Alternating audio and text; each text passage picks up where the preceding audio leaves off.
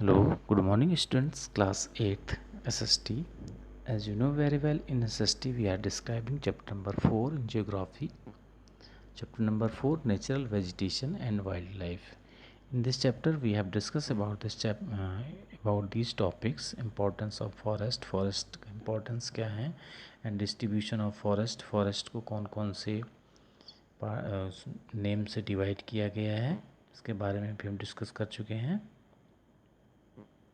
And last videos में ये tropical grass lands, जो टेम्परेट ग्रास लैंड के जो टाइप्स थे इसके बारे में हम डिस्कस किया था।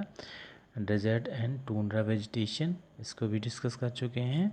और नेचर जो हमारे causes of the depletion of the vegetation and wild life के जो मेन कॉजेज़ थे, उनमें से आपका नेचुरल फैक्टर्स और ह्यूमन फैक्टर्स आता है, उसको भी हम डिस्कस कर चुके हैं। कंजर्वेशन ऑफ बायोडाइवर्सिटी हुई हो चुका है। Today we will discuss about method of conservation के कौन कौन से मेथड है, किस तरीके से हम वाइल्ड लाइफ और हम अपने नेचुरल वेजिटेशन को कंजर्व कर सकते हैं। You can see here easily ये मेथड्स से हमको आज डिस्कस करना है।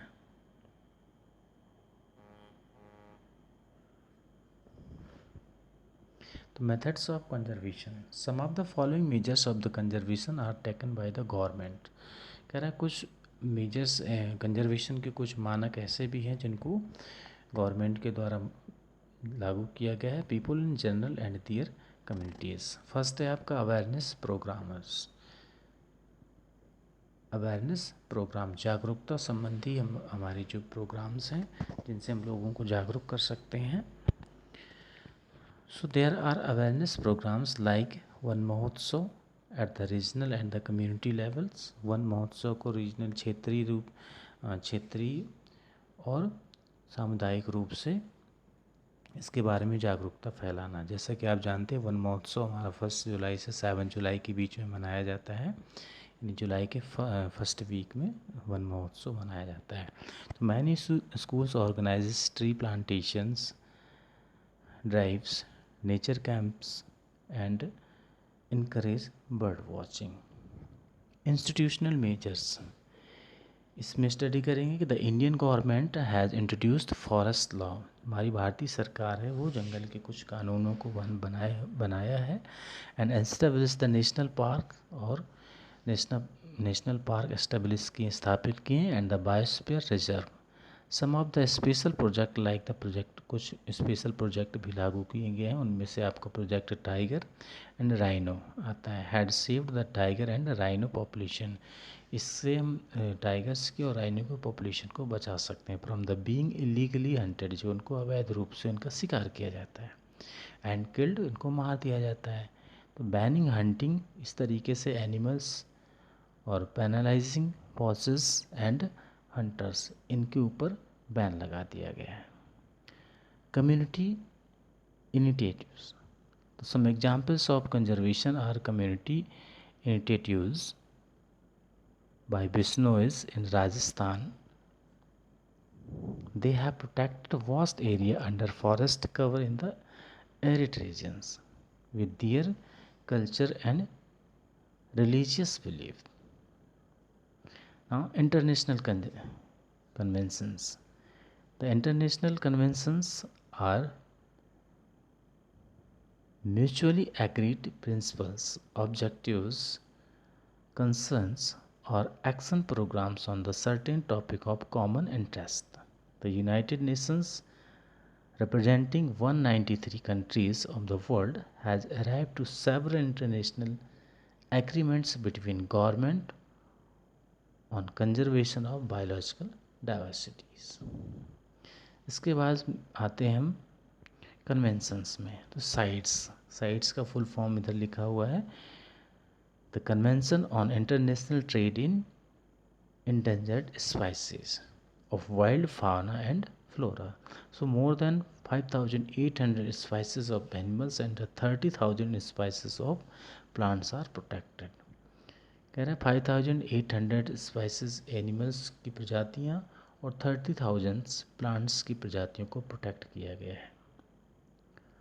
Ramsar conventions on the wetlands, The wetlands are the homes to thousands of plants and animals. Wetlands कहता है कि हमारी हजारों प्रकार के जो एनिमल्स हैं और प्लांट्स हैं उनका घर कहा जाता है. These are important for the biodiversity and ecological balance and thus the protected by these conventions. There are 26 Ramsar wetland sites in India. International conventions on the regulation of whales. Whales are the largest marine mammals. Whale कह रहा सबसे largest सबसे बड़ा mammals है living in the cold oceans. Under this conventions there is a general ban on hunting of whales. इस convention के तहत सामान्य रूप से व्हेल के शिकार पर रोक लगा दी गई है.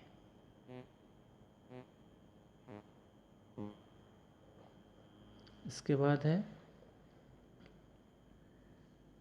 UNFCCC. It means United Nations Framework Convention on Climate Change. Since global warming it causes by humans actions. कह रहा है कि ग्लोबल वार्मिंग की वजह से ये जो ह्यूमन एक्शन की वजह से क्या हुआ, ये ग्लोबल वार्मिंग यानी आदमी के क्रियाकलापों की वजह से ग्लोबल वार्मिंग बढ़ी. There has been strict restrictions on the usage of CFCs, chlorofluorocarbon. तो CFC के इस्तेमाल पर सख्ती रूप से बैन लगा दिया गया है. These harmful chemicals are used in paints, spray, refrigerators and air conditioner. ये जो हानिकारक केमिकल्स है पेंट में इस्तेमाल किया जाता है, स्प्रे में इस्तेमाल किया जाता है और रेफ्रिजरेटर जिसको हम फ्रिज बोलते हैं और कंडीशनर्स इनमें इस्तेमाल किया जाता है. तो इस पर रोक लगा दी गई. So in this way we have completed chapter number 4 in geography. In next video we will discuss about exercise and very short answer.